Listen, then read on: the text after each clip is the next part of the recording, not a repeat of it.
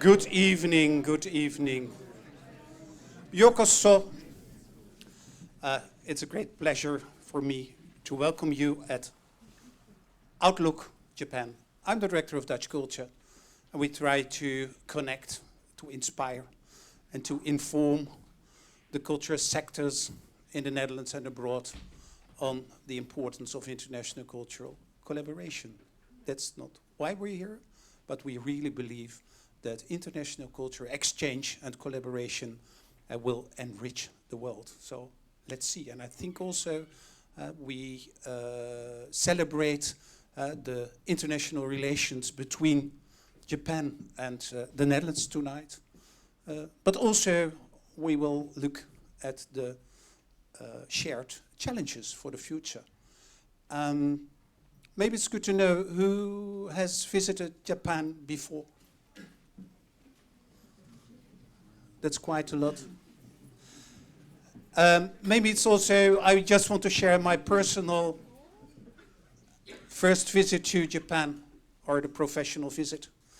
The embassy convinced me not to go to Tokyo directly, but first go to Fukuoka, Nagasaki, and there I discovered, and like a lot of people did already 400 years before, the joint history we have, the joint rich cultural history. But at the same time, I also saw the different challenges we have for the future. So it was on aging society, it's on diversity, inclusivity, and so on and so on. I think quite a couple of you will be working now on the development of a plan, a strategic plan on culture for the coming 4 years. And if you look at one of the eligible criteria here in Amsterdam, you have to emphasize the importance of diversity and inclusion in your plan. And it's not only because it's forced to, but it's very important. So if we look now today at the program, it's of course about a shared history. It's about a shared present. That's, I think, why you're here. And I hope you will be inspired by a lineup of stories of joint challenges and joint presentations.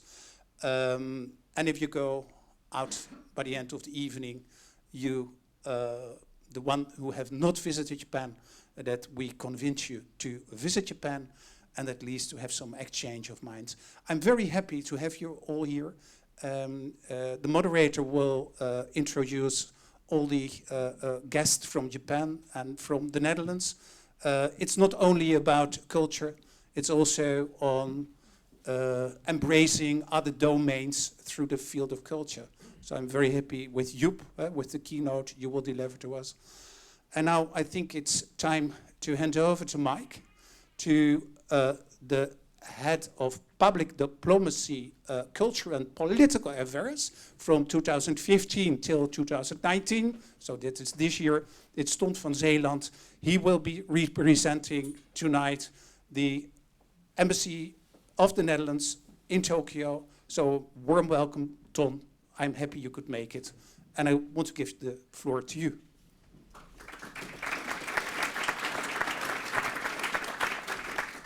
Thank you, Kees. I visited Japan only once, last month, and I lived there for 4.5 years. On behalf of my colleagues, ex-colleagues I must say, because I don't work there anymore, but until September I worked in Tokyo, Bas Valks, Miho Nishimoto, Kim Dang, and Theo Peters. That's the team that is responsible for the long sentence Kees said, public diplomacy, culture and politics, which a rather odd combination in the foreign service. But in this case, like for diversity, human rights and everything that is attached to that, it is a very interesting combination. The team wanted or had to do something for Tokyo 2020, of course. It's unavoidable. We cannot deal with the big boys like the US and France and Germany and other countries that invest a lot of money, but so we had to play it another way. We decided to focus on the things we already did and try to bring them in an amplified way to Tokyo and surroundings. That's Kanto area. And we decided to focus, for instance, on cultural heritage, which is an important, as Kees de Graaf said, part of our history. Other things we already focused on is inclusivity, as it is called. We had a large project, Minato Holland, that is outside the embassy, trying to mobilize people for inclusivity and culture and or the broad spectrum, but specifically outside of the embassy, which is for many people difficult to physically enter or to psychologically enter. And we, I think, were one of the first embassies who full-heartedly supported Pride House Tokyo. That is an important development, that some people came out again into the limelight and had a difficult task, but they succeeded to make a Pride House for LGBT and friends athletes during the Olympics. I think many people will talk about all kinds of projects we are still ongoing.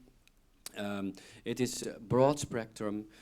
What I can say now, looking a little bit from a distance, 3 months distance only, Japan is interesting.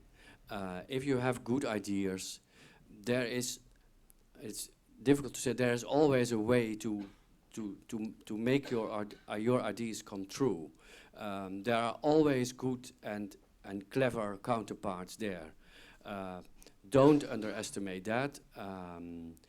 The cultural differences are huge, or rather big.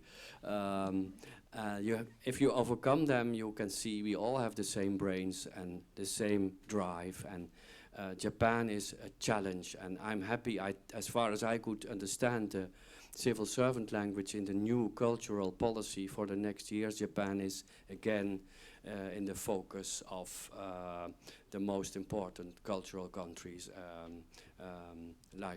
So we are back to the big girls and boys. So thank you very much. I'm happy to listen to all the contributors, and if you have questions, ask them later or during, after this finishes. And I'm happy I could introduce the work of the embassy. It's your eyes and ears too in Japan. So be welcome to contact them. Thank you. Thank you so much, Tom van Zeeland. Good evening. My name is Jürgen Cholafong. I'm the artistic director of Urban Myth, a theater company, and also a curator. I collaborate with museums. I've just finished a project in the Hermitage in collaboration with the Amsterdam Museum. Just a little bit of context. And the thing that I didn't mention is that I'm an avid Japan visitor, so I was there in May as well. So I'm very happy to moderate this evening for you today, where we will focus on international collaboration, cultural collaboration within Japan, with a special focus on inclusiveness. We've got a wide array of guests, and there will also be room for questions as well. But just to give you a taste of what to expect, we will talk with Mr. Yusuke Nakajima, and he will tell us more about the Tokyo Art Book Fair.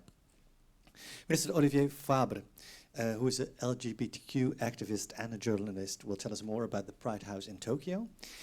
Miss Emiko Chuyo, she organized many cultural events here in Amsterdam, but tonight she will tell us more about the annual event Mono Japan.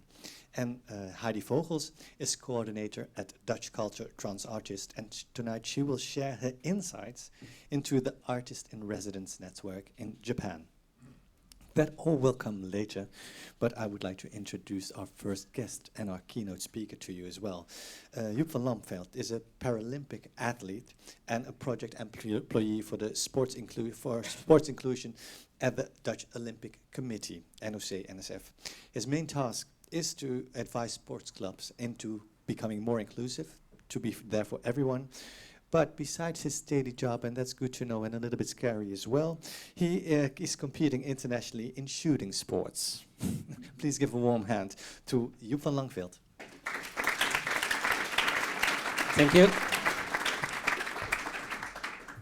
Oh, forgot the clicker. Sorry. Thanks. Good evening, everybody. My name is Joep van Langveld. I'm living in the Netherlands, in Nijmegen, in the east of the Netherlands, nearby the German border. And I will tell you more about sports. I will inspire you and telling more about the Dutch sport system. I'm working for the Dutch Olympic Committee and the Dutch Sport Federation, and it's the organization in the Netherlands who organized the sport. We've got a lot of members, 76, and our members are the sport associations in the Netherlands. So like the Soccer Association, the Field Hockey Association, and go on. So we work together to get more top athletes, but also to get more inclusion in the sports. For me, it started actually 30 years ago. I raised in a sporty family. I've got 3 brothers. They all sport a lot, and my parents, my mother, she loved to cycle, and my dad, he loved to run. So he took us when we were young. He took us to his running competitions. So I started with running, and now I'm in a wheelchair and I don't run anymore, but I'm still sportive. So I love to tell about sports. So I raised in a sporty family, but I wasn't able, after my muscle injury, to join or to participate in sport. It was, for me, in the first time, it was not, I think it was not, I wasn't used to it. My parents were not used to it, so for them it was not normal. But all my friends and my brothers, they sport, so I would like to join them. So one of the mothers of my best friends, she asked me to join a soccer competition of my friends. So I thought, why not? So you see the picture. I'm standing there in the middle in a wheelchair with all my friends celebrating their victories. And for me, it felt like I'm integrate in this team, and I'm being part of this team. So that was my first experience of sport, and after my injury. So for me, I get more hungry in sports. So after my revalidation, my parents, they started with finding a sport for me. And the my first sport was water basketball. And I'm still playing water basketball, and I see your confusion. It's a game for people with a disability. I'm swimming with most people. They are physical disabled, but also other disabilities. And we're swimming in one team, and that's fun because everyone got his best things, and the other ones got. Let's say I'm not the fastest swimmer, but I'm more of the tactics in the game. So we know our strengths. So that was my first sport, and I liked it, and I feel a member of a sport club, so it felt good. So after, I think, 3 years, I was searching for a new sport, a second sport, and I was reading a newspaper, local newspaper, and the shooting club was searching for new junior members. And I thought, shooting sounds good, sounds cool, so why not? I went there on a Friday night, and I opened the door, and I saw the people looking at me, and they thought, okay, a guy in a wheelchair, what do we have to do now? Because I was the first member of that club with a disability. But we found out in the years with what way I can join, if I can compete in competitions, and they find out to let me shoot on the best way. And now I'm an international shooter. So for me, my sport journey, it started with supporting my friends and then getting my first sports club, the water basketball club, and now I'm a Paralympic shooter. I love sport, and hopefully I can compete at the Paralympic Games in Tokyo. I have to qualify myself first, but it's looking good at the moment. I'm doing well, but I still have to qualify myself. But outside my activities in sport, I'm also working in the sport, and I think there is the sport is for people with a disability is getting better and better organized, more opportunities. So we're on a good way, but there is still a lot of work to do.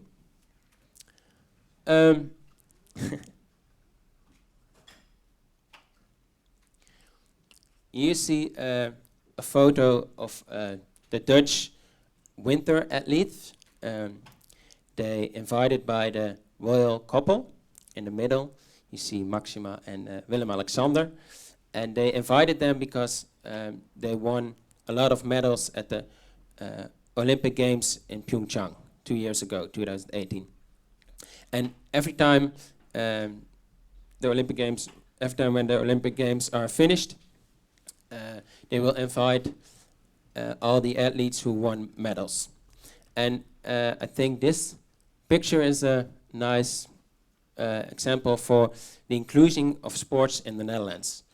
The Netherlands is one of the, I think one of the countries who integrate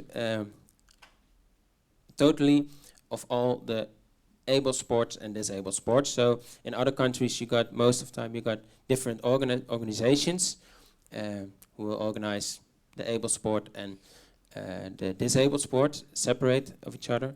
But in the Netherlands, in 2008, we started with the total integration of abled and disabled sport.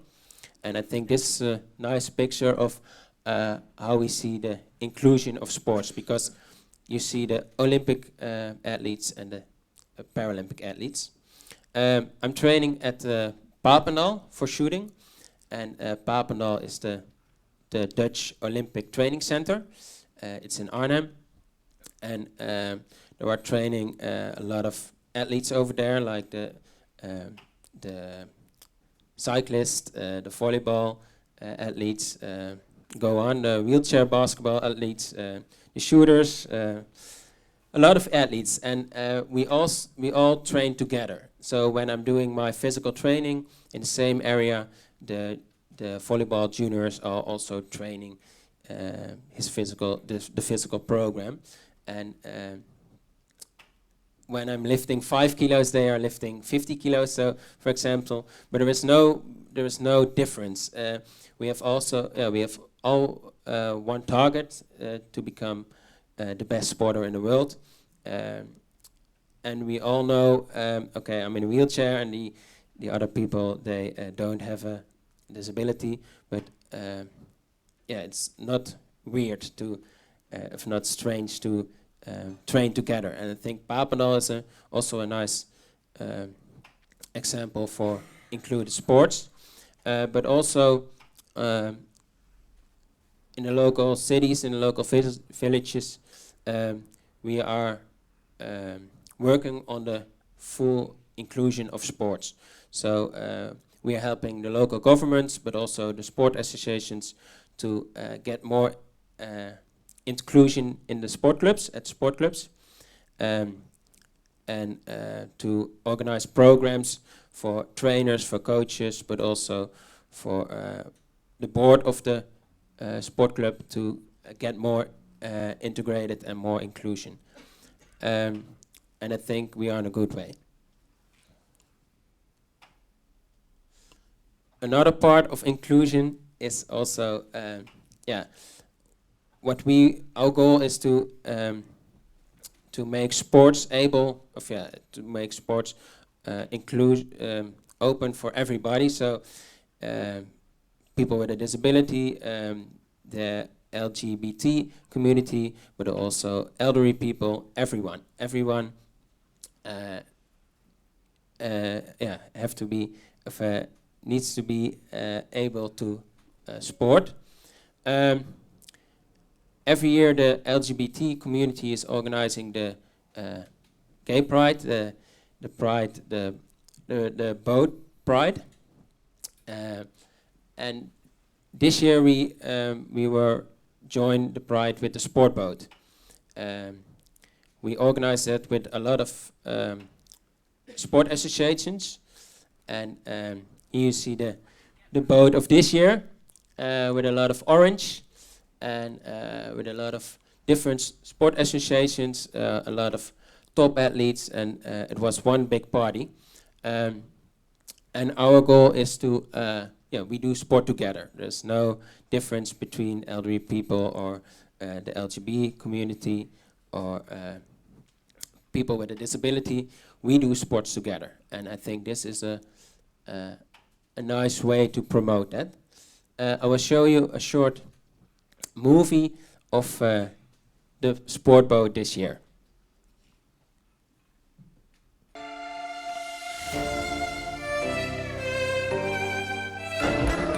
Welkom aan boord van deze unieke sportboot. Ik ben super trots dat ik vandaag mee mag varen. Onwijs mooi om te zien dat er 16 bonden meedoen. Ik vaar mee omdat ik vind dat homoseksualiteit en voetbal prima samengaan. Wat je ook bent, wie je ook bent, dat je van iedereen mag houden, wie je ook wil. Wij staan te trappelen om zo meteen de gracht op te gaan, samen met al die andere mooie boten. Wij zijn niet de mooiste boot, snap je wel? Jongens, we gaan varen, we gaan de grachten door. We gaan de boodschap van liefde, blijdschap, tolerantie gaan we verspreiden. En dat gaan we met alle energie doen.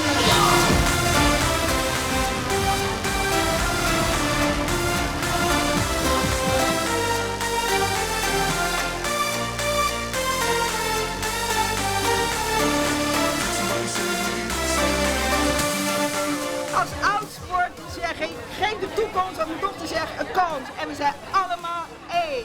Go for it. En er is toch niks moois als je van elkaar kan houden? Ja, Ongeacht wat?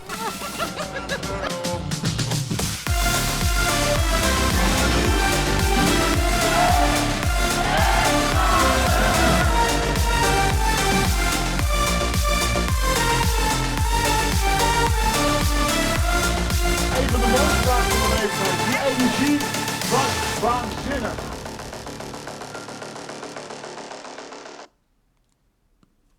So as you can see, it was one big party, and next year we will join again. Another big project is the Game Changer Tokyo 2020. After Rio, the Olympic Games of Rio, we started to cooperate with the Japanese sport and the government and other organizations with knowledge about sport.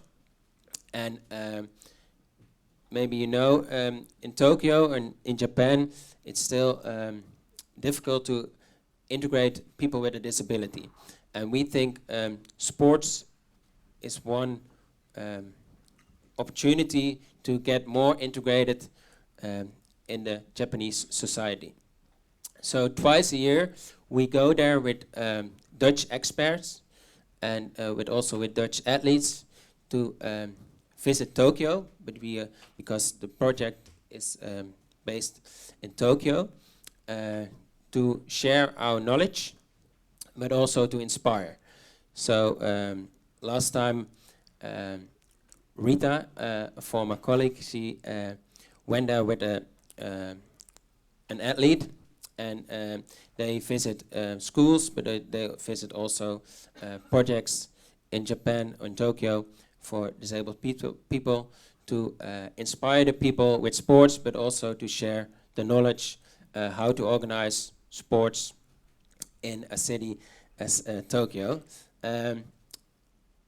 What we do is, in the Netherlands we got a structure, and we think that's a good structure, and now they are organizing, getting more organized in Tokyo, like in the Netherlands. So there are a few areas in Tokyo. We started with making, how do you say, a central point. Let's say a central point for the sports clubs, but also for people with a disability to find each other. Because there were a lot of opportunities. I think it's very accessible everywhere in Tokyo, but you don't see that much people with a disability in Tokyo. And I think sports is one opportunity to help the people with a disability to get more participated in the Japanese society. I will show you a short movie about what we are doing with the Game Changer project in Tokyo.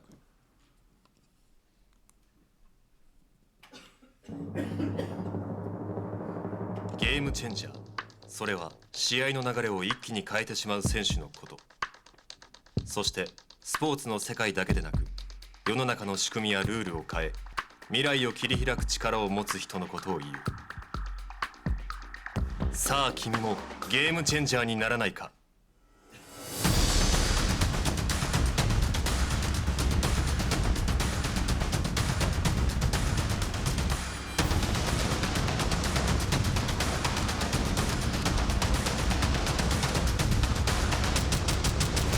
ゲームチェンジャー、パラスポーツで社会を変える。Yeah, we started this project in 2017, and it's a legacy of to the Olympic and Paralympic Games in Tokyo, and hopefully, the people with a disability in Tokyo will be more integrated, getting more in the Japanese society through sport.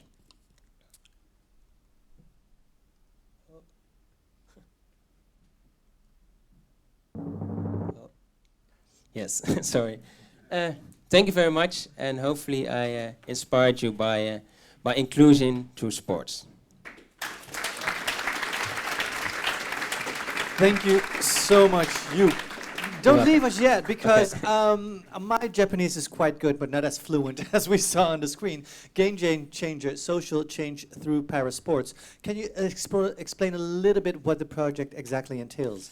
We started in 2017, and the Japanese sport came to us because we organized disabled sports very well in the Netherlands, we think, and they think also. So we are not better, but we like to share knowledge, and I think they like the way we do, and I think they like the way how we organize sports in the Netherlands. So we started with a lot of research of how the sport is organized in Tokyo before, and to get the people with a disability more into the sport clubs. And I think they are in a good way, because there's more structure around this team, and hopefully they will copy it to the rest of Japan, because the first results are good, and they're working hard to get it more included and to get it more integrated in the Japanese society. Right. So the sports clubs are being organized in a different way. I saw a lot of children there as well, being in connection with the people from Game Changers. Yeah. What is that connection exactly? I saw they were handing out prizes or medals. Yeah. So if we go there, there's also always a top athlete going with the Dutch experts, and they are going there to inspire the children and inspire the people with a disability. They give some clinics and they do a lot of sport programs with them to let them know how what sports can do. Great. Sounds very inspiring. I would like to invite you to join us at the end again. Maybe there are questions about game changers, or maybe there are questions about how to participate or organize sports in Japan. If you're available for that, that would be Of course. brilliant. Thank you so much. You're Give welcome. him a Joep a hand, please. Thank you. Thank you. We now will have a very short introduction, 4 times a very short 10-minute introduction about 4 projects within Japan. At the end of the 4 presentations, or 4 interviews rather, there's the opportunity for you to ask some questions. So if you have some questions, please ask them to the panel, but please save them till the end. Well, with that in thought, I would like to introduce my first guest. He opened his bookstore Post in 2011, and in his bookstore he often renews the whole lineup of books published by publishers regularly. Since 2015 he has been the director of the Tokyo Art Book Fair, and in 2016 he founded a dummy book award called the Stidle Book Award Japan in collaboration with Stidle. But he's here to talk about the Tokyo Art Book Fair. Please give a warm hand to Yusuko Nakajima. Thank you for the introduction. Very warm welcome to you. Can I offer you a glass of water? Yeah. I wish I had something more alcoholic, because I think we could all use that, but water it is for now. Yeah, There I you get go. a little bit nervous because this is the first time I make a speech in English. Okay. Well, we're very, very happy that Yes. you're here. To start off, could you tell us a little bit more about the Tokyo Art Book Fair, please? Okay. At first, I want to explain what is Art Book Fair. It is an event where participants who work in the field of art set up a booth to present their own publications. And at the booth, they can communicate and trade with the visitors directly. And the participants vary from individual artists, designers, and publishers, and galleries, and bookshop. And it is an opportunity for the visitors to find thousands of artistic expression in book form. And the Tokyo Art Book Fair started in 2009 as Japan's first book fair dedicated to art publications, and held annually. And the latest issue, which we had in this July, gathers more than 300 participants from Japan and abroad, and more than 35,000 visitors in 4 days. And now, this is the logo. You can see TABF, it's our logo. And now TABF is one of the biggest art book fair in the world. And we think book is one of the good opportunity to get in touch with art world. And in Japan, the people who is interested in art is still limited. So we try to expand the followers of art through the artwork. Thank you so much. 35,000 visitors is very impressive, and there are several booths with artists and also publishers. Yes. Okay. And to focus a little bit on the 35,000 visitors, what people do visit the art book fair? I think they are looking for a new talent, and also they want to communicate with bookmakers. So when we go to bookstore, we cannot see who the book is made. But when we go to the book fair, we can exchange their sense together with the publisher. So they want to, feel like that. Right. And were there book writers, artists, publishers from the Netherlands already at the book fair, or not yet? Yes, yes. And what was their experience? Actually, this last issue, a publisher called FW came to our book fair, and they said they are good reaction from there, from our visitors. So they are very interested. They are, they are very satisfied with the result. And what kind of work attracts a lot of interest in Japan? Is there a specific kind of work that are people interested in? I don't think so. The people is very from the photographer and artists and designers and so on. They have their own interest. So actually, the participants is very from designer, artist, and illustrator. So every kind of the things is in the artwork fair. Right. There's nothing that you should keep in mind if you want to participate. It could be everything or anything. Yes. Could you tell us a little bit? You've been to Holland quite a couple of times. Yes. What strikes you the most as interesting or special about the Netherlands if you're here? I see. I visit the Netherlands more than 40 times. 40? Yeah. Oh, that's quite a lot. Yeah, so I think in total I stay in the Netherlands more than 6 months. Yeah, but I can't speak Dutch, unfortunately. I'm very surprised about that, I have to say. And in the Netherlands, there is a book design award called Best Dutch Book Design, started in 1926.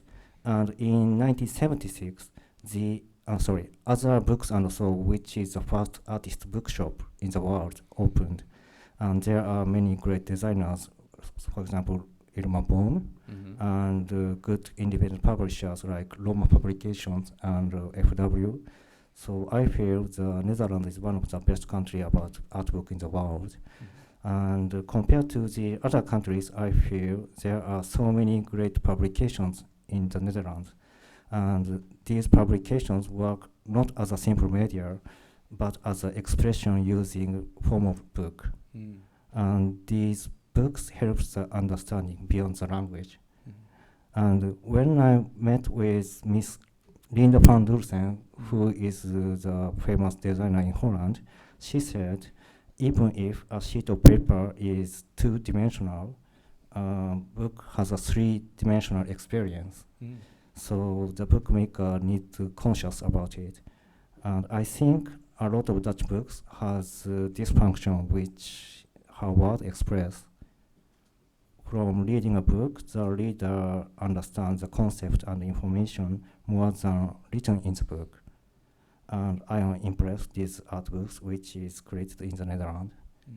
And the big difference which I feel is diversity of book design.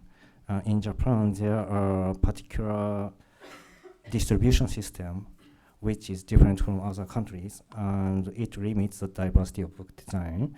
But during these 10 years, it's changing a little bit, because independent publishers and individual artists in Japan can publish and distribute their publications by themselves. And I think TABF works as one of a platform which these publishers show their publication. Right, very interesting. It's interesting that the art fair is the book art fair is that platform that it has become. Yeah. Is there a difference between the Dutch and the Japanese market? Market. Yeah. I think Japanese is more than conservative than Dutch audience. Yes. In what areas more conservative? For example, the Japanese audience choose a book by the name of the artist, which they know. But I feel Dutch people can choose by their sense.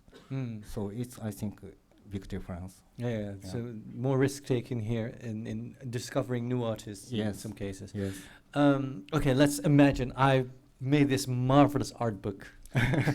And I want to participate in the art book fair. What should I do? I see. TABF started a program called Guest Country from 2015.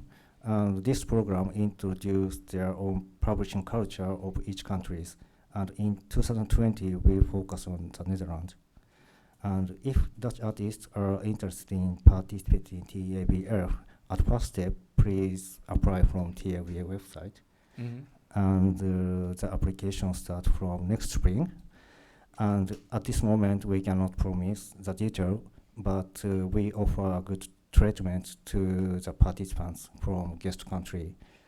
To realize the program guest country, we have a big support from embassy and foundation of each country. And actually, yesterday we had a meeting with two Dutch foundation, Mondrian Foundation and Dutch Foundation for Literature. And we can offer Dutch participants. What we can offer to Dutch participants is depend on how the embassy and the foundation will support us. So we hope we can make good relation with them. I hope so too. Yeah. Because I will show my book. And if I am at the fair and I'll show my book, which I don't have yet, but in that when the time comes, it will be there. What connections can the art book fair provide? I see. What we can offer, I think the Dutch publication, which Japanese audience already know, is so limited. So I can promise you that the participants from the Netherlands get positive reactions from the Japanese visitors. And I think the visitors impressed with Dutch publication, and the Dutch bookmaker will impressed by the fever of art book audience in Japan. So I hope we can exchange a good impression through the art book. Okay. Thank you so much. We will talk to you later, but thank you for now. Thanks so much. Thank you very much. Again, if you have some questions about the Tokyo Art Book Fair, please save them for later because we will be joined again. We'll go to our next guest. Olivier Fabre is a LGBTQ activist, and he's already there. No, please go ahead. I had a kind of what is it called? A Rocky impression. So instead of the music, dun, dun, dun, dun, there is my introduction. But please join me here, and then you can correct me if I'm wrong. Yes, exactly. Welcome. You're an activist and a journalist as well, and you will be representing today Pride House Tokyo. And what I understood that growing up in Japan and coming out in later life has, after that you've dedicated your life into making the LGBTQ plus community in Japan better understood.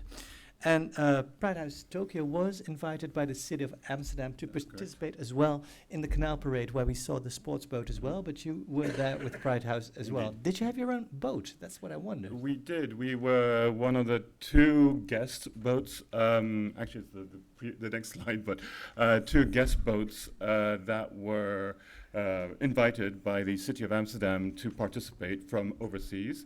And Tokyo, it was the first Japanese boat actually there. Yeah, very special. Yeah. And you are the third generation Japanese European. Yeah. So what does that mean? Oh, okay, we don't have enough time for the whole thing, but technically my great grandfather's Japanese. He married a British woman in the 1920s.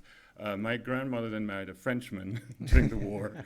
And then my mother, who was born in Shanghai, then married a half Spanish guy from all cultures are... But I was born in Paris, so... Oh, okay. All cultures are brought together here. Exactly. Well, the Pride House Tokyo, what is that? So Pride House Tokyo is basically a pop-up event space that is usually set up during a sporting event. It actually started in 2010 for the Vancouver Olympics. It has then continued on for a lot of Olympics after that, except obviously for the Sochi Olympics. In Russia. In Russia, little issues there with the LGBT sort of acceptance.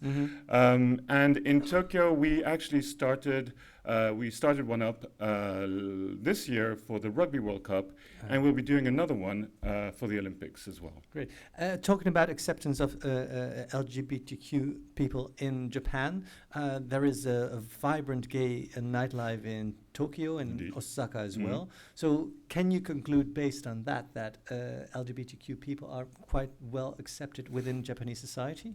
Well accepted, not really. I think it's a slow progress. Japan is one of the few countries that never criminalized homosexuality. However, there's a very strong family tradition, societal bias against homosexuality. That is very much a westernized thing. In the constitution in Japan, that was actually written by the Americans. We have to blame them again, but it's like marriages between a man and a woman, so that's another problem. Yeah. And basically, there's still a lot of progress to be done.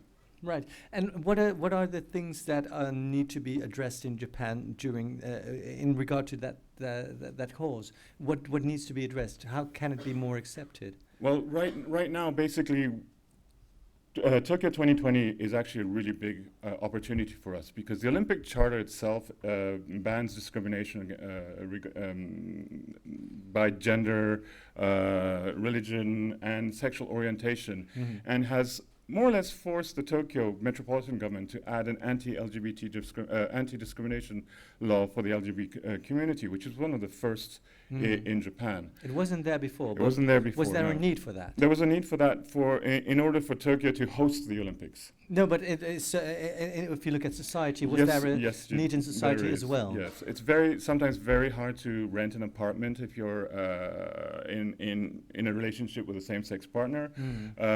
Hospitals will exclude you if you're not married or part of the family. Right. Inheritance law, we're not recognized. Right. So on and so on. And companies can also fire, if they feel uncomfortable that you're homosexual. Right. And what initiatives will Pride House Tokyo have in 2020?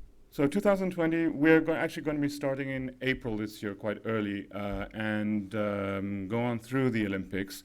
We're going to be hosting, there's going to be a physical space where people can go in and get educated. There'll be a lot of information there. We'll be hosting workshops with LGBT athletes, hopefully from other countries, because there aren't that many in Japan that are out. There's actually one female soccer player who's recently come out, but otherwise there are no out LGBT athletes. Right. And where we've presented a lot of literature, LGBT literature there for Japanese to people passing by and going through to actually read and to get educated as well with that. Can we participate in one way or another? I'm there for the Tokyo Art Book Fair as well, but while I'm there with my book, can I participate? Absolutely, yeah. How? Well, so basically, anybody who is there, obviously welcome to come in. If you happen to know an athlete, whether LGBT or just an LGBT-friendly ally athlete, get them to send a message to tell people to come and hashtag Pride House Tokyo on Twitter. There's so much everybody can do, and we're trying to do as much to gain exposure in Japan, and obviously outside Japan as well. But in Japan is also a big issue, trying to get the media to get interested in us as well. Is it only in the domain of sports? Because in Brazil there was a cultural exchange as well, and the focus before the game started was very much on cultural exchange. Will there be an opportunity for that in the Pride House as well? So we're looking at all angles at this moment. Sports is obviously the hook where you are using to set up the Pride House, but we did have for the rugby version these rugby versions, so like art displays, but they all have a slight sports angle to it. Right. That makes it easier for us to present it to the Japanese, to say, hey, this is the Pride House. We're here for the Olympics, and here's an art exhibition, but it's sports related or something. That really helps. Really. Okay, very good. Time is up, unfortunately, but you as well will be back at the end of the program. I will indeed. To answer questions. Thank you so much. Thank you very much.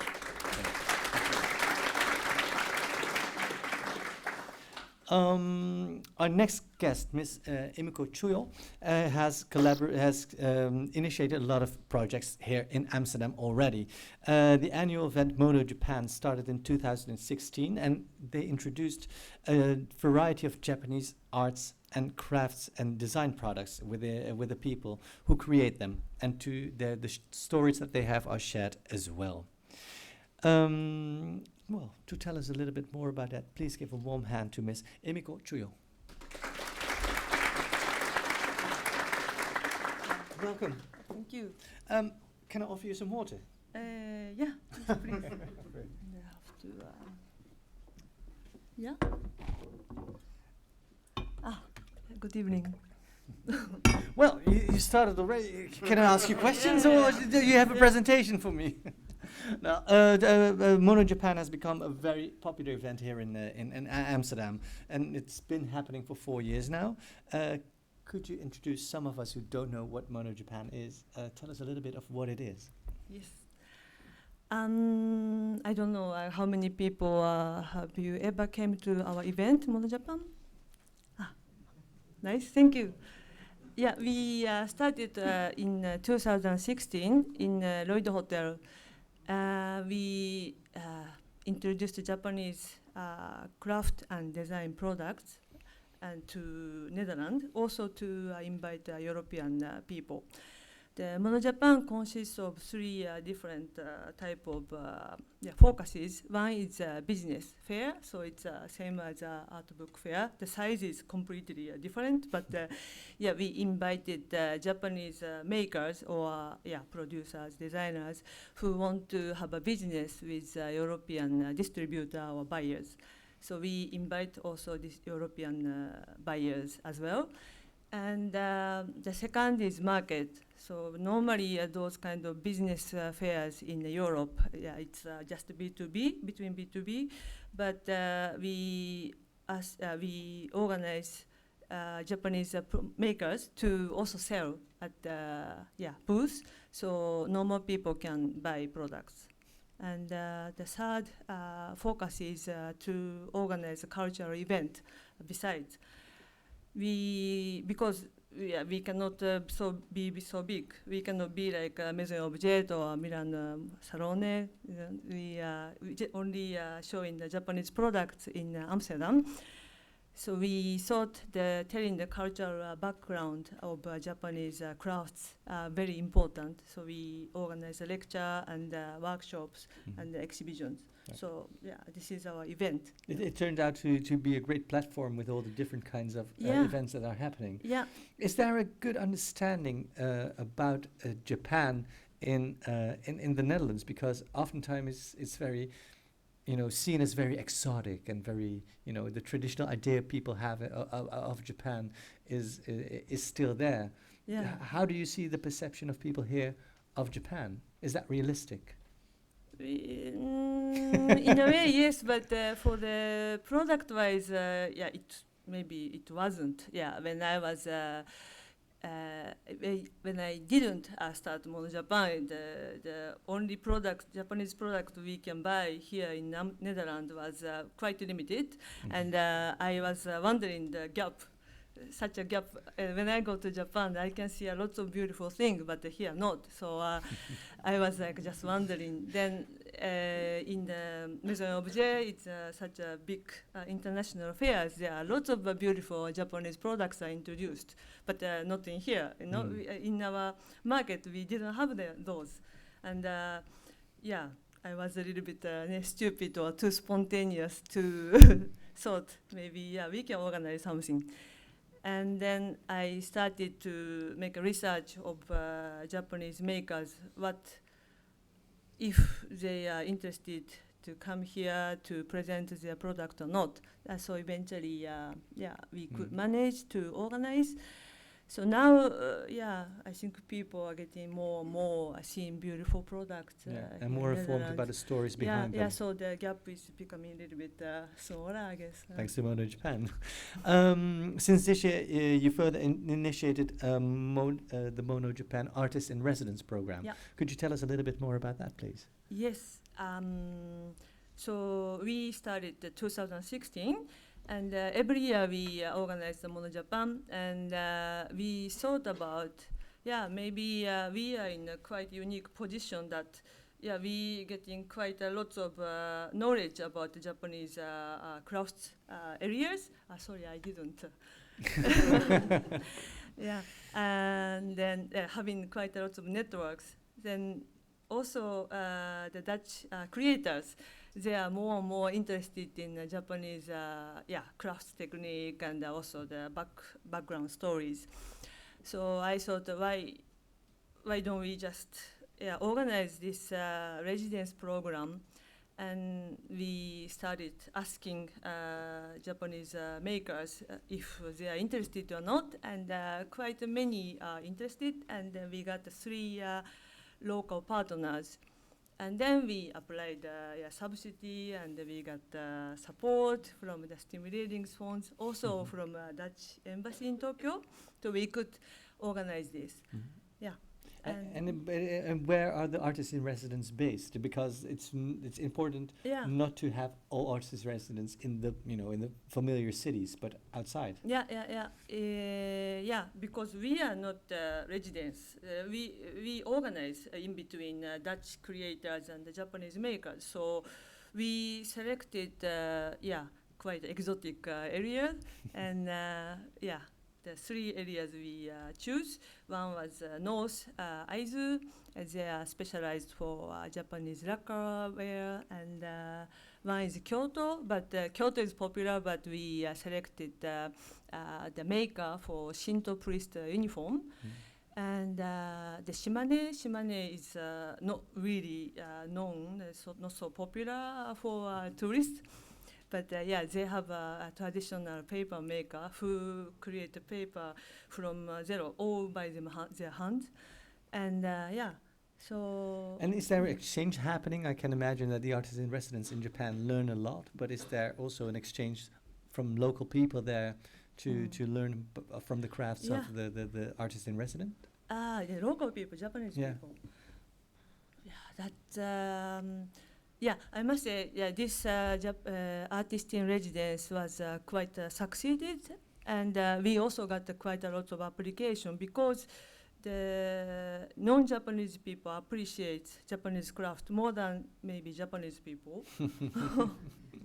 Yeah, I can imagine that. And is there opportunity for Japanese artists to come to the Netherlands as well? As an artist in residence, or is that only going Dutch artists going to Japan? That's the next step, possibly. What is your plan with Mono Japan to 2020?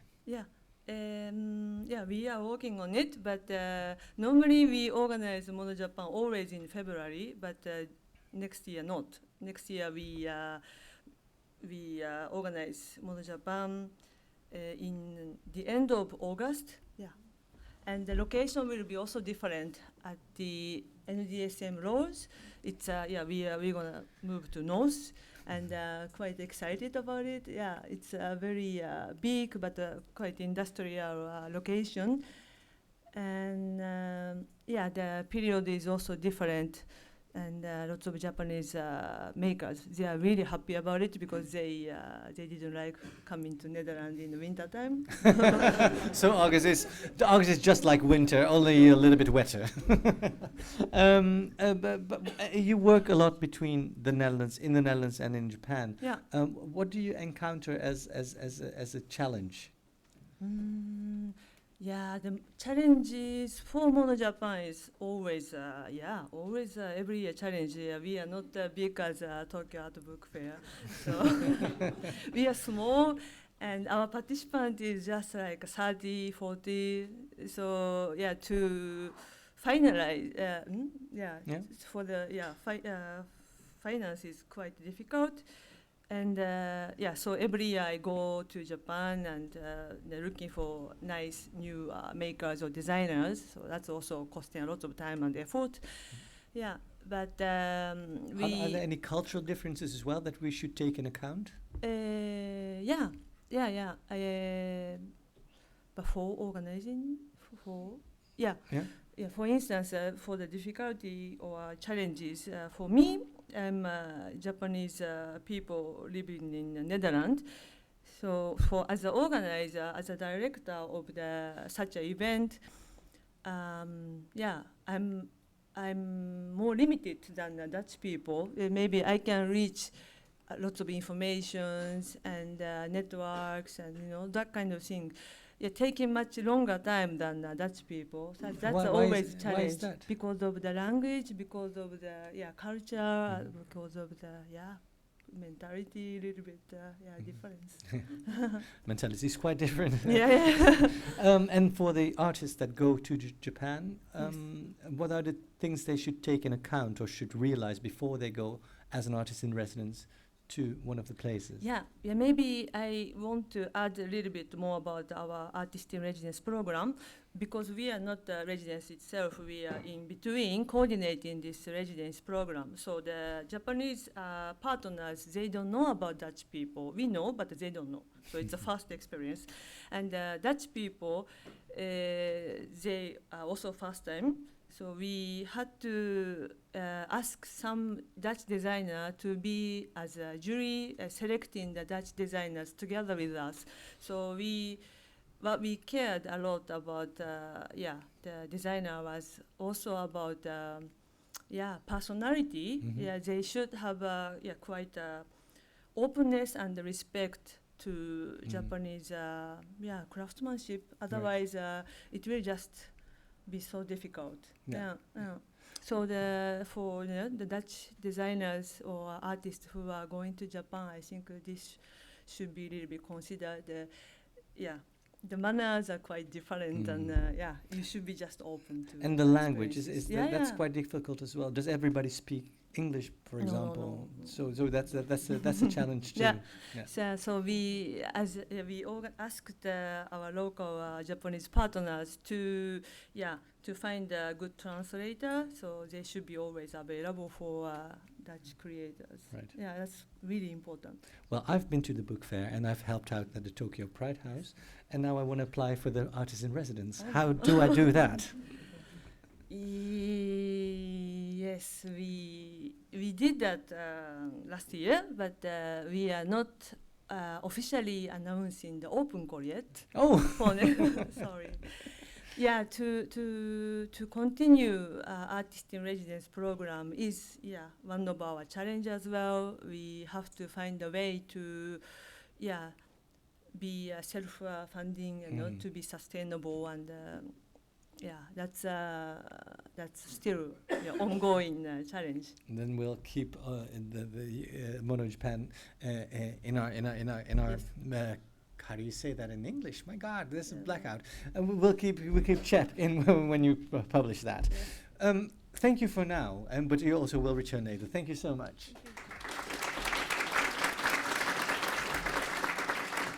Our last guest to have a small presentation or introduction about other artists in residence opportunities on the network of the artists in residence is Heidi Vogels. She is the coordinator at DutchCulture, a trans artist, and tonight she will share her insights into the artists in residence network in Japan. Please give a warm hand to Heidi Vogels.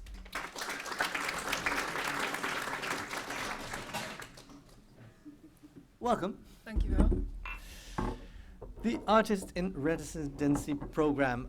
You've traveled to Japan in 2017 for an Artist in Residence network meeting. Can you tell us a little bit about that?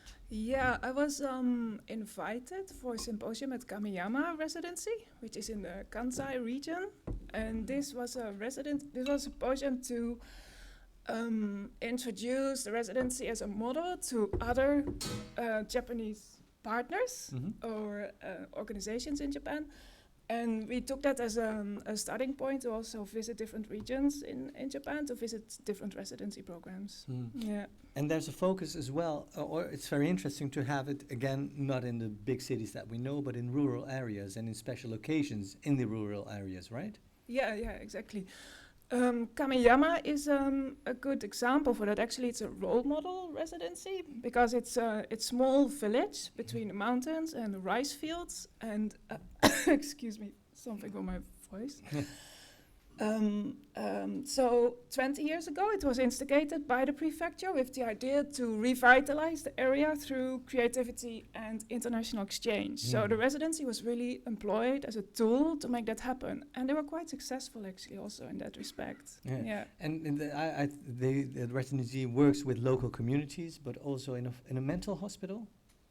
No, not in Kamiyama. No, no. That's an idea that in Japan people are trying to develop, and actually was a connection with Vijfde Seizoen, a residency in the Netherlands, who is based on the premises of a mental hospital, and they're looking into that now, how to make a pilot program as well in Japan. Right. Yeah. Are there any connections between Dutch and Japanese artists in residency programs? Well, yeah, quite a lot, I think. Many Dutch residencies aim to work with other residencies in Japan, but still kind of challenge also cost-wise. But of course, we have the European Ceramic Work Center in Oosterwijk. They have many connections through the ceramic connection with Japan. There is the residency at Mondrian Fonds that residency artists from the Netherlands in Tokyo can go.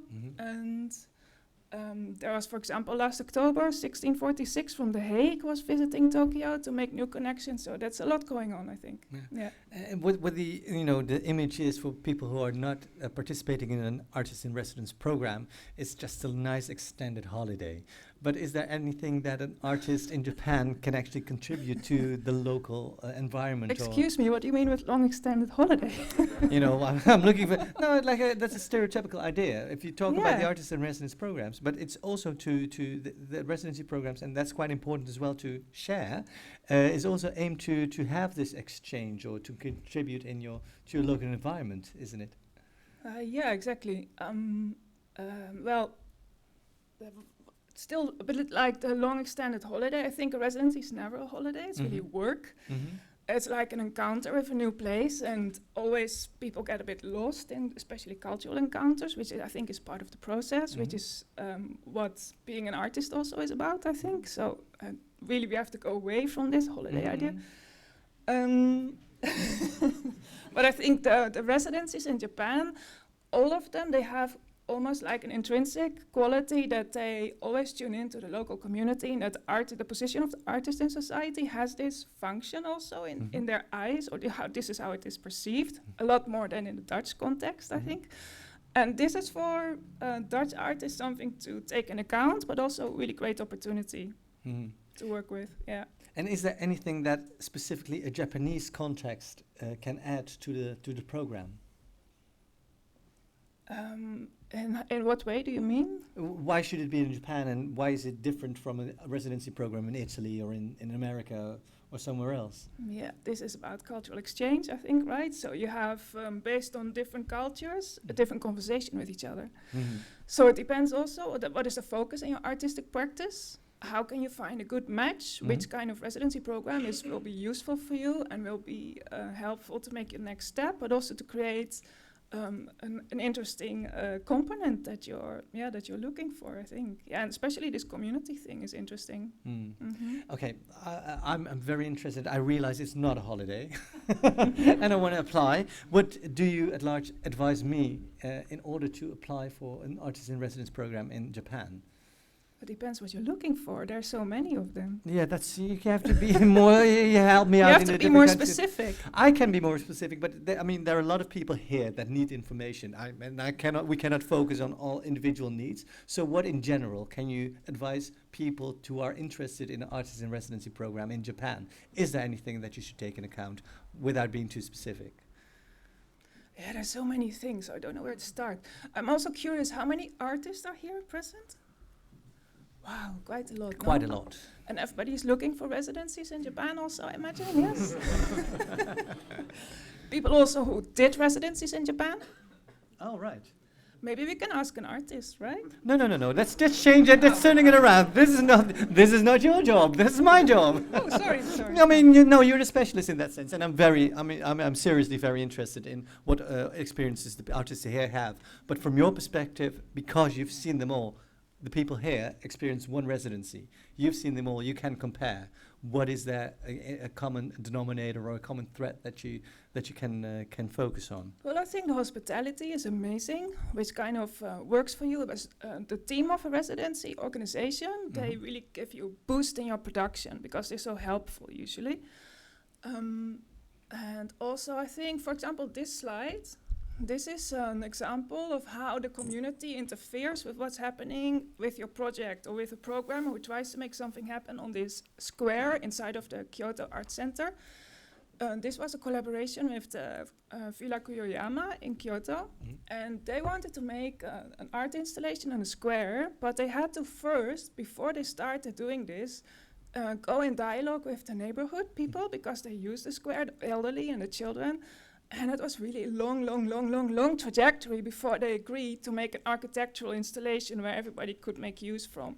So as a programmer, that's quite, there's a lot to deal with, to take in account. And I think for artists, you will not always notice this. But I think it's interesting if you go to Japan to residency to make that extra step to really understand the context that you're working in. So not just focus on the surfaces or what you see and respond to that, but understand also your position as an artist in this culture and in this country. For example, Japanese artists don't have the same position as foreign artists, I think. They don't have as many opportunities as we are used to in the Netherlands. And also this creates a little bit of a different relationship maybe. But also the organizers of residency programs, they work super hard and are super under pressure. I think that's beyond our understanding as how we work, for example, here in the West. Right. So if I understand correct, the opportunities that a Western artist or Dutch artist has here in the Netherlands are greater than a Japanese artist has in Japan?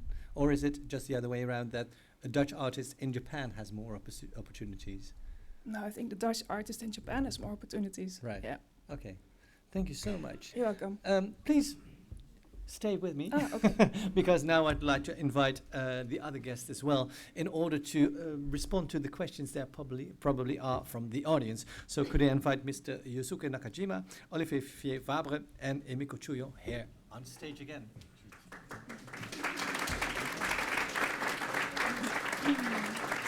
Thank you so much for your introductions. It's very interesting to hear all the different kinds of projects. Are there any questions, things people would like to know? Yes, I will go to you first. Hello. I have a question for the book fair.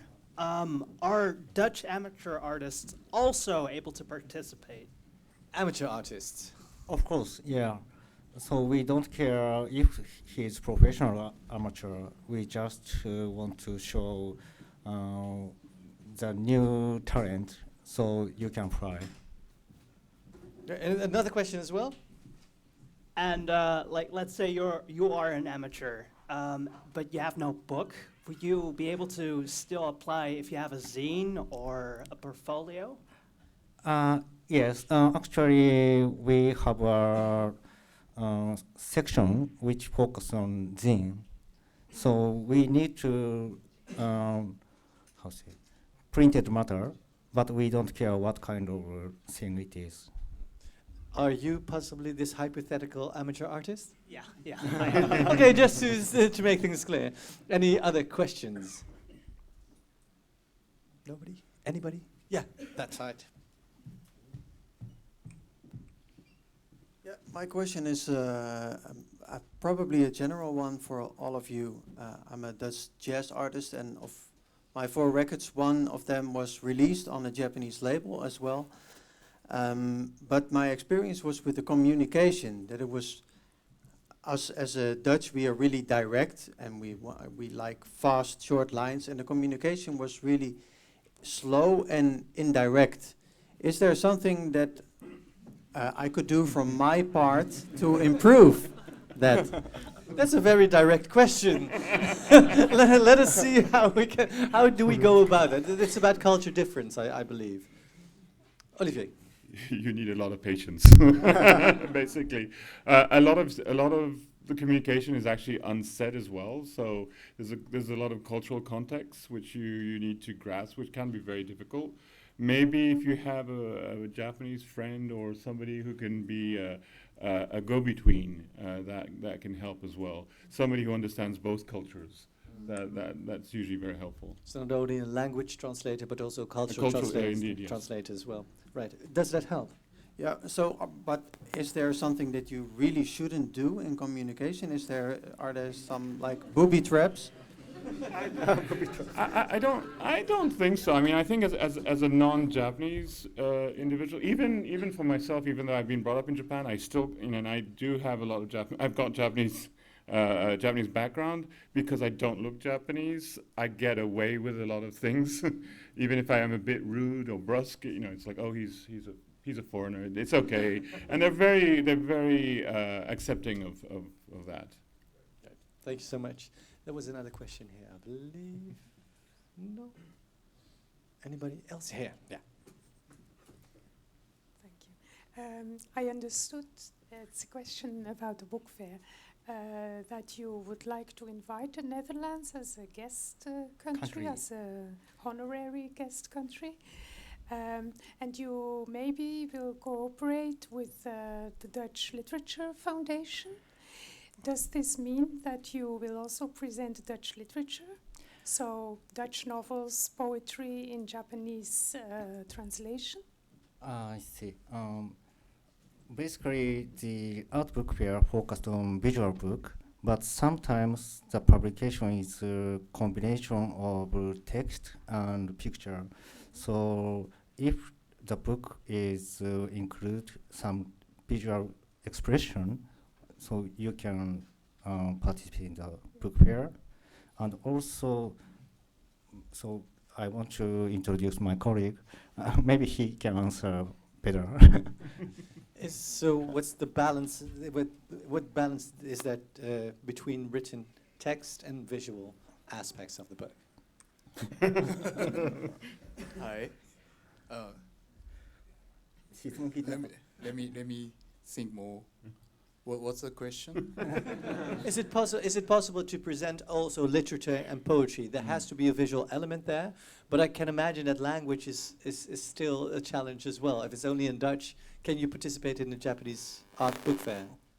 Yes, the language is the difficult point, but so that's why we focus on visual point. So actually, some publisher from the foreign countries, for example, come from South America, do not use English, but the audience buy the book if they are interested in the expression by visual or form of the book. Yeah. Yeah. Okay. Yeah, actually, so I know the publisher from Germany. So the publisher brought many books for Japanese market, but which was not only visual books. It's some books is only text, but also the book design and using the choice of the papers is much. It's very good design, and then so sometimes the Japanese customers can't read the text so much, but try to understand and then getting some attentions the book form itself. So yeah, I think, of course, the contents and the sharing the contents and understanding the contents is always important. But also, if you can try to make a book visually, so I think it's possible to reach our customers somehow. Thank you so much. So it's about, it can be text included, but it needs to be about the visual aspect, and that could be design and use of paper as well. So that's a very broad interpretation. Very good. Yeah, that's a question. And there. Let me see how I can reach you. Excuse me. Thank you. Thank you. Is there also a Mono Japan organization in Japan for Dutch designers to participate in Japan? Interesting. Yeah. I'm not working on it, but I'm always thinking about it. But yeah, but I kind of cannot go through to make the actual movement, because I found the product here and the product in Japan has a different focuses. The Dutch design products are very fashionable, nice, but sometimes it's not practical, sometimes it's too big for Japanese houses. Yeah, so I don't know if it's really working out, and I don't see it a little bit too risky for now. But to introduce as Dutch ideas or innovative ideas and concept is quite interesting, and many Japanese networks online, they are interested in getting to know more about this part as a knowledge. Yeah. Yes, because I sold my product to people who were at your Mono Japan. Really? So that's so funny. To Japanese people. Japanese people. Oh, What wow. now I want to know what the product Yeah, is. yeah. Mutsen. Hats. Wow. It was funny because I met them in Milan, and then they came back to Amsterdam, and we met again, and then I thought Wow. it would be nice So funny. to Yeah. go the other way around. Okay. So But maybe I can contact you once. Yeah, maybe yeah. there's always a possibility to connect to each other. And keep in mind that some things are just too big for the Japanese households. Sorry. There's a question here. So this is a question for all five of you. There's a lot going on between the Netherlands and Japan, and maybe the first question is, is it a growing thing? And maybe the second one is, where will it end? Is what a growing thing? The relationship between Japan and the Netherlands. Is it for all of you? Is the relationship? It's always been there. There has been historical ties.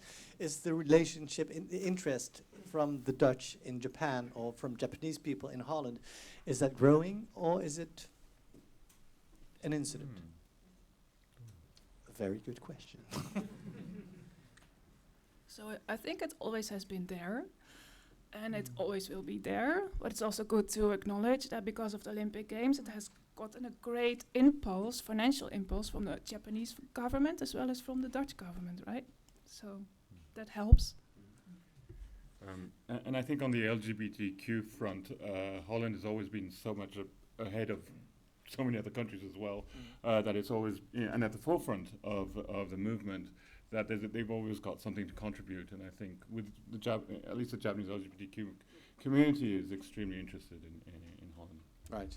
Are you still there? I mean, you can join us as well. So hopefully there are questions for you too. Anybody else who would like to add something? Yes, I will come to you later. For the book fair, suppose I'm a photographer who designs his own books. How can I apply?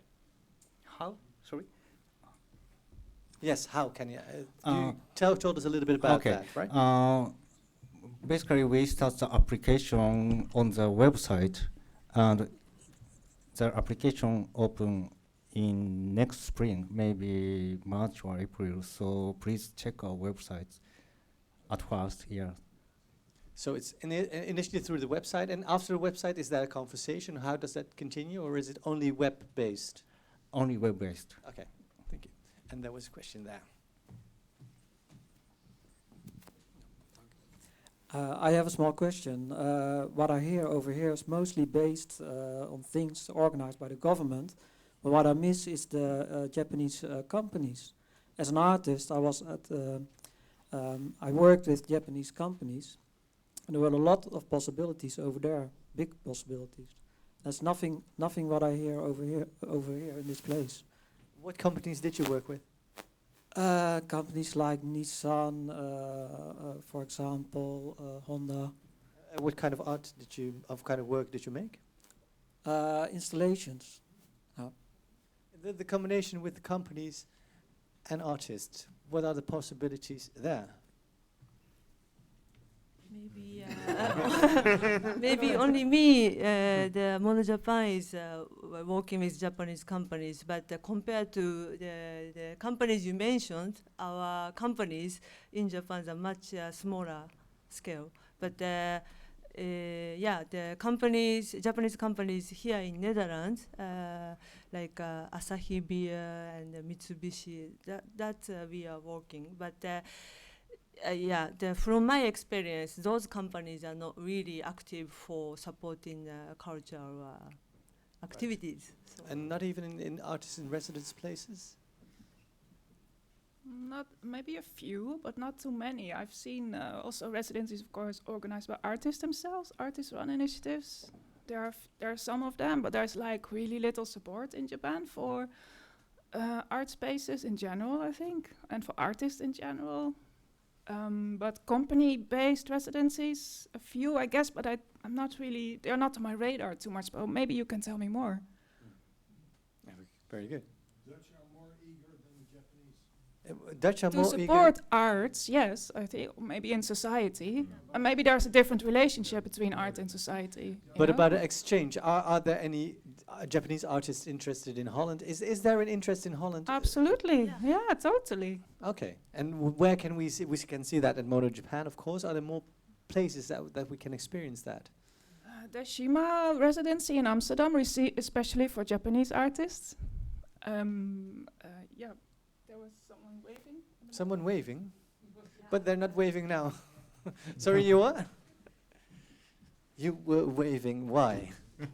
I'm the curator of Deshima Air. We started the Arts in Residency with Emiko, and we are still running this. We invite 1 or 2 artists every year from Japan to do a project, and it can be painting, it can be ikebana, it can be a composer. Yeah. And we support them to connect to the Dutch communities. Thank you so much. Any final questions? Yeah. Go right ahead. Oh, hello. Hiya. First of all, thank you all for being here. I think it's so interesting because I really didn't know what was going on, so it's really interesting to hear everyone's stories. I was wondering for the Pride House Japan 2020, as a Dutch queer person, I was wondering how the relationship between the Netherlands and Japan in this field is helped by your project, and if there's anything that we could do, either specifically if we have a knowledge of the language, of the Japanese language, if there's anything that we can participate in or work with as well. Do you speak Japanese? Hi. Very good. I can do that as well. So the relationship with the Netherlands and Pride House is actually quite quite a long relationship through the embassy, through Tong, but well, how you can help anyway, really. Right now, I'm going around Amsterdam, looking at the COC. This is probably not pronounced properly, but different queer organizations here to learn, because one of the things we're trying to do is, right now they're temporary spaces, but after the Olympics, we actually want to create a permanent LGBT center. There has never been one in Japan. And so we're trying to figure out how that will work and how and what lessons we can get from different countries, and especially a country like Holland already has such a long history and experience with it. We've got different cultural backgrounds, but we still are fighting for the same thing. So anything, any help, advice we can get. One of the smaller things we're doing as well is we're presenting LGBT children's books at the Pride House as well, just because there are not that many in Japan. So we're getting them from overseas. The Dutch have presented us with a few as well, including other embassies in Japan. And like Pim's Lammers, and we're trying to, with the Dutch Literature Foundation, we're trying to get Pim's Lammers, possibly one of the writers of a children's book, to come to Japan and talk about his work. So, and we're trying to find so many different elements to present at the Pride House at this point. It's a very open field. So anybody with any proposals can connect to you in order to see whether there's an exchange possible. Yeah. Great. Final questions before we leave. Yeah. So I'm going to Japan in February, and this is for the Artist in Residence program. What if I'm like, hey, I have some free time to spare? Could I stumble by, like, in one of the residencies in Japan? Heidi. Yeah, you have to. I think that's super interesting to do. I would just go. Yeah, definitely. Yeah. And you can provide interesting places to visit. You've got the network in order to... Yeah, sure. And also I would contact the Dutch embassy, Bas Valks. You're already in contact with him? Well. Because for the Dutch embassy, the residencies are also a theme for their policy last year and this year. So they can also really connect you with many people, I think. But you can always contact us at Trans Artist as well to with more questions if you want, no problem. Yeah. Great. Anybody? No? Then I would like to. Yes. There was a movement. There was a movement. There was a doubt of a movement. Oh, take your chance. Last opportunity maybe for Emiko or Heidi about I'm planning a journey to Kyoto next year, specifically to learn more about Japanese traditional woodworking, joinery. I found a place where I can do a course for 1 month, get teachings from a master, and besides that I'm still looking for more. I'm gonna stay for 2 or 3 months more, and I'm still don't have yet exactly what I want to do. Well, it's a long question, huh? Sorry. Doesn't matter, it's the final one. Okay. Basically, what I feel I'm looking for at the moment is a place where I could do internship in traditional joinery, like skeleton joinery. It's very specific. It's a big beams where you make the joints in, and maybe you know something. Well, who do you know? Is there any connections that you think of right away? In Kyoto? Oh, look at that! Wait, that's a network. But that's very nice. But we'd like to know more. I can put you in contact later. How do you know? How did you build your network in Japan? Oh, I was actually thanks to Bas and to I've forgotten her. Thanks to the embassy, I won. I received an award in 2010 from the Zine magazine and the embassy, and then I traveled first time to Tokyo, and the embassy assisted me a lot. And later I traveled twice with the EU Gateway to Tokyo, which is the mission for design studios. And I volunteer with the Ishinomaki Laboratory. And having so much experience, what advice would you give an artist that would like to collaborate within Japan or with Japanese artists as well? Is there a thing that, in line of what was asked earlier, is there a thing that you have to keep in mind? Have fun. Have fun. Enjoy. I think that's a very, very good advice. Are you here? Do you have to leave right away? Or if people have questions, can they come and look you up? Yes. Very good. Well, that was your final questions. Thank you so much. Thank you so much for sharing your stories and sharing your insights. The bar is open downstairs. Are you still available at the bar if questions pop up, or if there are any questions that are not suitable to ask here? Yeah? Yeah, I know, but first I want to have you are here, you're available for that, right? Because then I'll go to Kees. You raised your hand. I don't have a question, but I forgot to introduce our advisor to Japan, Ian Young. So, so if there are questions about residencies, visual arts, it's Heidi, but Ian Young, you can reach him with more specific questions. So that's Ian. And there was a cat whistle as well. Okay. Well, thank you so much for your stories. Thank you so much.